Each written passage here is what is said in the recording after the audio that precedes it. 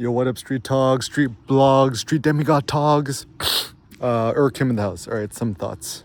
How to lose fat, aka adipose tissue. So, it's funny because I think I found the solution, the secret. It's very how do you say it? The method, the knowledge, the wisdom is true. The implementation is more tricky. So, very simple. Intermittent fasting, no breakfast, no lunch, right? One massive dinner a day. Do it Ramadan style when the sun goes down, so you could be dynamic when it comes to the winter months. And when you feast, just eat nothing but organ or flesh meats, preferably beef, lamb, etc. During the day, only drink black coffee, espresso, no cream, no sugar, no milk, no almond milk, no Oatly, no Splenda, no stevia, no fake sugars, nothing sweet. Don't drink alcohol. No alcohol, no beer, wine. What else they have? Spirits. No weed. Weed makes you fat. Actually, the funny thing is, honestly, I consider weed a lot better than alcohol. However, the downside of weed is when you just get high, you order the McDonald's and just get fat. So weed could only be considered a bad thing because it makes you lazy and makes you fat. We don't want to be fat. And when you break your fast for dinner, 100% carnivore diet, right? Beef neck bone, beef heart, beef liver, beef, anything close to the bone is good, or organ meats. Beef ribs, go to the Costco Business Center, tell them that EK sent you. Or just go to the local halal market, pick up some beef liver. Just Google or YouTube Kim Beef Liver King. I'm the new goat. And the only not meat item to eat is just 100% kimchi, no sugar added. Get your mom to make it. If you have any Korean friends, ask a Korean friend, mom, to hook it up. Or just go to the Costco Business Center, get the Jonga brand. Has no sugar added. You gotta be very, very careful. Even when you go to the Korean market, super duper sneaky. Don't trust the H Mart. I've been to H Mart and seen all the kimchis they sell there. They all add sugar. Just read the ingredients list. Koreans are super sneaky when it comes to this. And no sauces. Even if you're Asian Vietnamese, right? Look at sriracha. It has sugar added. Look at the Three Crabs brand fish sauce. Has sugar added. Hydrogenized sugar, protein, something. Don't eat out because you don't know what people put in the foods. Don't eat anything marinated, no sauce, no nothing, no fruits, no vegetables, no starches, no rice, pasta, whatever. Just very simple. If it did not have once a heartbeat, don't eat it. And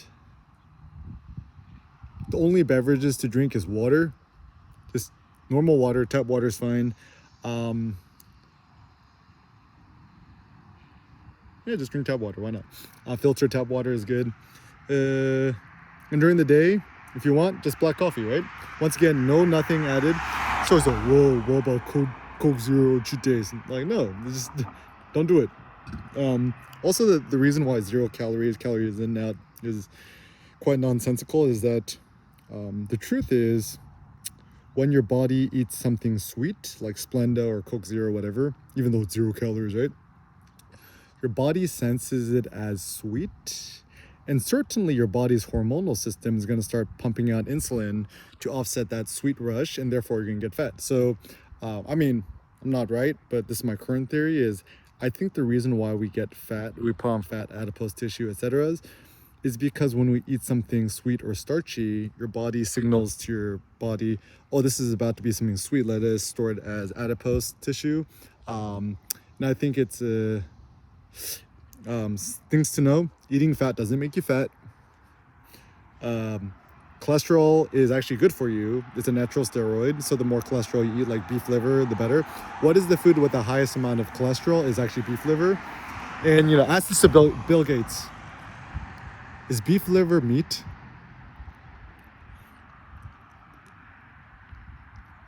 Everyone's so anti-eating. Oh, stop eating red meat, steak, blah, blah, blah, right?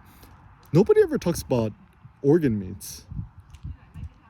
So 100% carnivore diet is a wise one.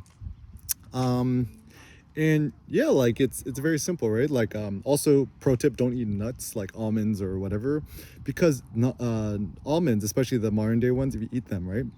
Just go on Wikipedia, search the history. They actually hand selected the sweet ones, so they're sweet. Anything sweet makes you fat or puts on fat. And also starch makes you fat, right? So almonds, people, oh, almonds are healthy. Da, da, da. I think honestly that's mostly propaganda from the almond corporation, and also the all these seemingly virtuous vegetarian vegans, even paleo people, CrossFit people. I don't trust none of them. Even keto people, because technically what I'm doing is not keto because I eat way too much meat. I'm like 100% carnivore.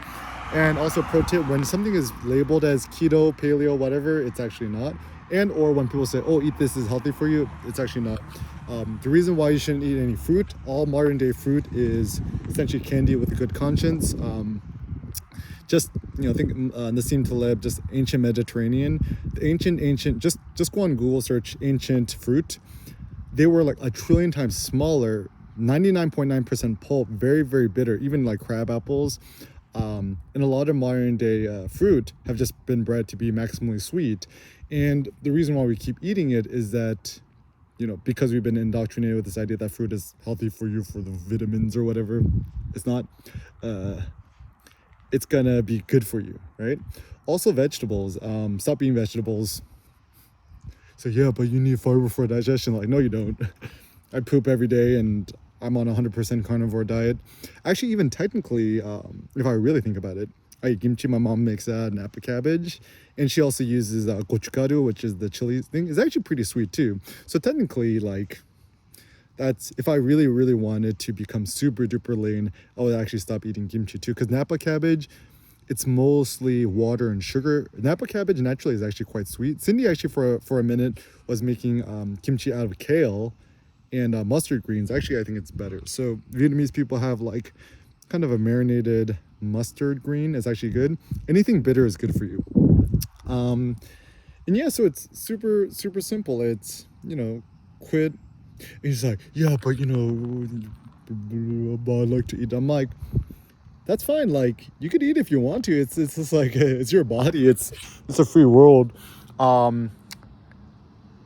Just the question is, do you want your life's purpose to maximize your tasty sweet pleasures in your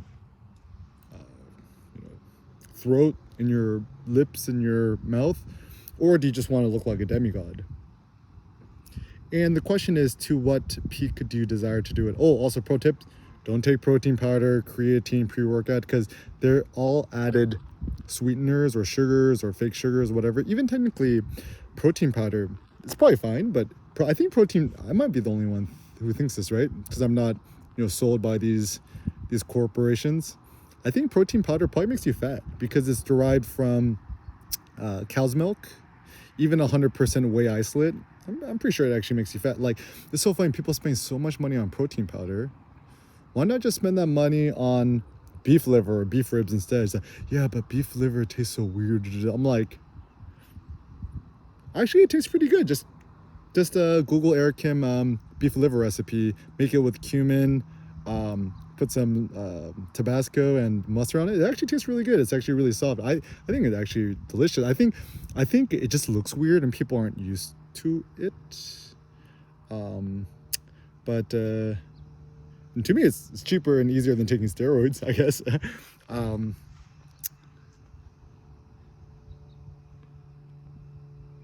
Yeah. So what's on our laundry list of stuff not to do? Because I think losing fat is via negativa, no beer, no wine, red or white, whatever. She's like, yeah, but wine is healthy for you as a resveratrol. Like, wine, whether white, red, etc., is just essentially alcoholic grape juice, and we all know that grape juice makes you fat. Grapes are sweet. Anything sweet will make you fat. So yeah, but it's good for your health. No, it's not. I think once again, this is just propaganda from all these, constipated, skinny fat losers who want to feel good about themselves. Another thing is, have you ever met an academic or a scholar or an intelligent person who doesn't drink alcohol? who's not Muslim or whatever. And actually, in fact, in modern day society, assuming you don't follow Islam or whatever, right? I don't know any men who don't drink alcohol besides myself. And the reason I don't drink alcohol is A, I don't like the way it makes me feel. B, I want to be demigod, so I don't want to do anything that'll make me fat. Also, I can't tolerate alcohol that well. Most people can't if you get the Asian flush. And yeah, don't drink alcohol. Don't eat bread. Doesn't matter if it's complex carbs or not. All carbs and all starches are bad. Make you fat. And I mean, this is just my philosophical thought. Anything that makes you fat is bad. He's like, yeah, Eric, but what you trying to do, the body shaming? I'm like, no, I'm not about body shaming. I think body shaming and fat shaming is actually very counterproductive, because I would only motivate people and encourage people, never criticize them. Because I mean, I was once a fat kid, believe it or not. I used to have a triple chin.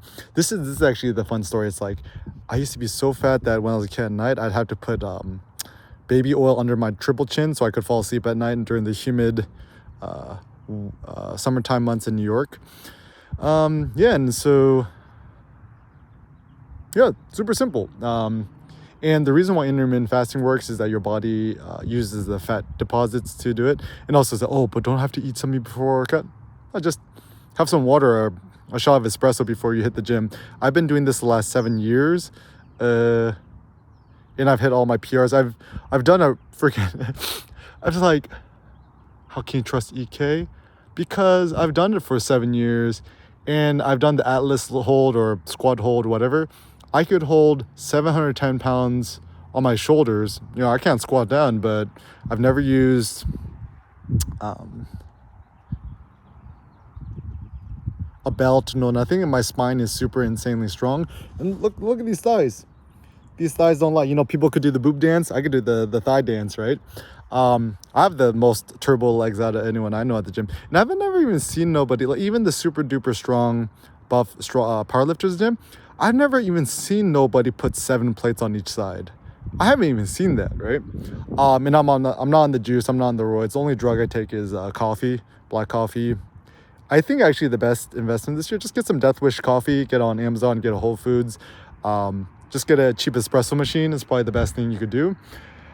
And yeah, so it's pretty easy. So don't eat rice, don't eat brown rice, don't eat cauliflower, don't eat broccoli, it's just starch. Don't eat carrots, don't eat onions. Onions is just sugar. Don't eat nothing with sauces, because sauces always low-key has some sort of sugar added to it. Don't eat starch, cornstarch. Don't eat anything breaded. Don't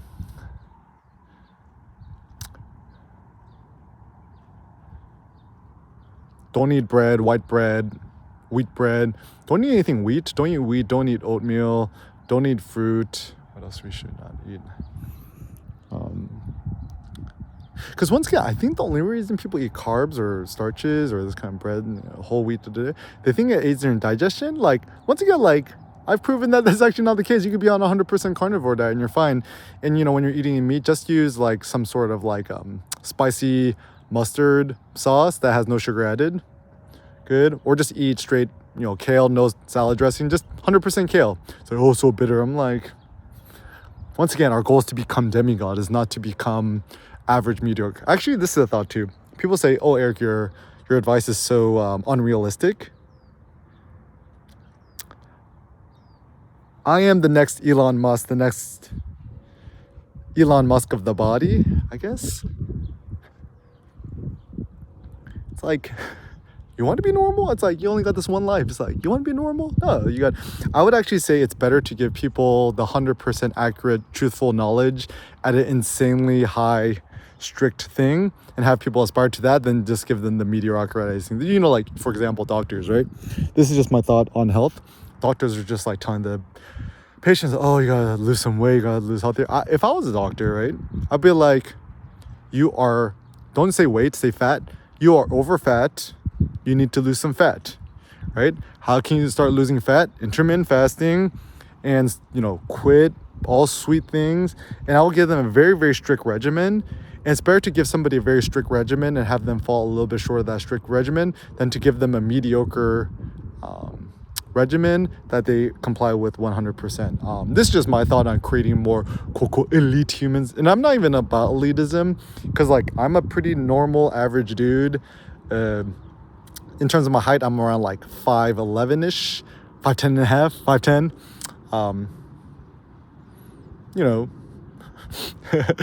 like I have relatively small hands and wrists.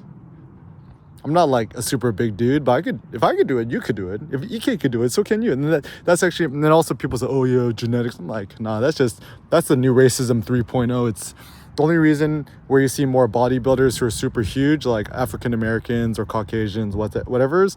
I think they just have more of a history of bodybuilding with steroids. You see more recent Asian bodybuilders who take steroids. They look as big, if not bigger, than the other dudes. And so, you know, even if you think about the NBA and stuff like that, the only reason why I think you see not that many Asians in the NBA and sports is because it's kind of a numbers game, right? Is typically in Asian cultures, you're optimized to do really well in school, and school sports an afterthought. So let me just do a statistical thought, right? So in America, let's say, you know, you have all the high schoolers who play varsity sports. Let us say that 40% of them are Caucasian, 40% of them are African American, and 20% are quote unquote other, whether it be Latino, Latinx, Asian, etc. So in terms of a numbers game, you're just going to get more elite athletes who come from a different subpopulation, right? It's just personal thought. So yeah, and I mean, I'm Asian American. I'm Korean American, 100% Korean blood, but raised here in the States. I haven't seen nobody who's in real life, I guess, who's Caucasoid or African American hold more weight on my shoulders than me. So I guess I'm onto something. But anyways, so yeah, just think that the method is straightforward and true. Implementation is more tricky, but just ask yourself, how bad do you want it?